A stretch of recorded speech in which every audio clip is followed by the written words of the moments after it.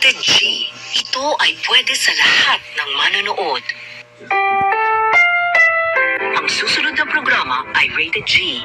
Ito ay pwede sa lahat ng manonood. The following program is Rated G. It is suitable for all audiences. Ang susunod na programa ay Rated PG. Ito ay nangangailangan ng patnubay at gabay ng magulang para sa mga batang manonood. Ang susunod na programa ay Rated PG. Patnubay at gabay ng magulang ay kailangan sa mga batang manonood. This program is rated PG. It contains themes and scenes which may not be suitable for very young audiences. Parental guidance is advised.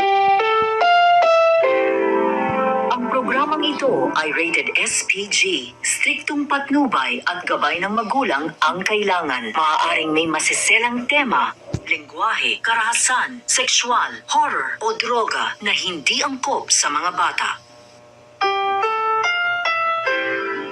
This program is rated SPG. It contains scenes with themes, language, violence, sex, horror, or drugs, which may not be suitable for children. Strong parental guidance is advised. The following program is rated G. It is suitable for all audiences.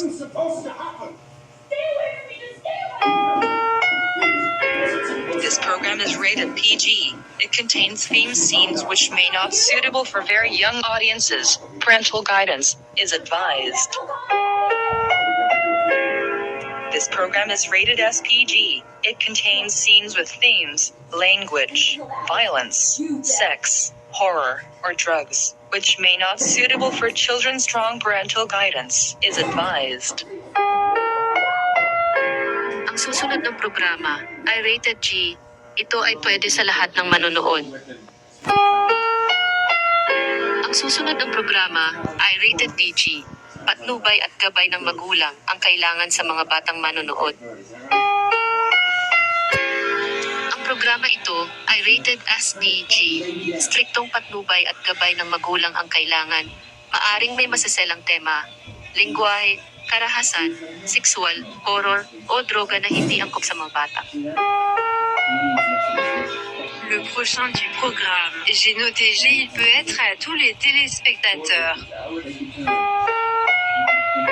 Le suivant du programme, j'ai noté PG, la surveillance parentale et les conseils sont nécessaires pour les jeunes téléspectateurs. Ce programme est classé SPG, une surveillance et des conseils parentaux stricts sont requis, peut avoir des thèmes sensibles, le langage, la violence, la sexualité, l'horreur ou la drogue. Ne convient pas pour les enfants. Das nächste Programm, das ich mit G bewertet habe. Es kann für alle Zuschauer sein. Das nächste Programm, das ich mit PG bewertet habe, ist elterliche Anleitung und Anleitung für junge Zuschauer erforderlich. Dieses Programm ist mit SPG bewertet. Strenge elterliche Anleitung und Anleitung sind erforderlich, kann sensible Themen, Sprache, Gewalt, Sexualität, Horror oder Drogen enthalten. Nicht geeignet für Kinder.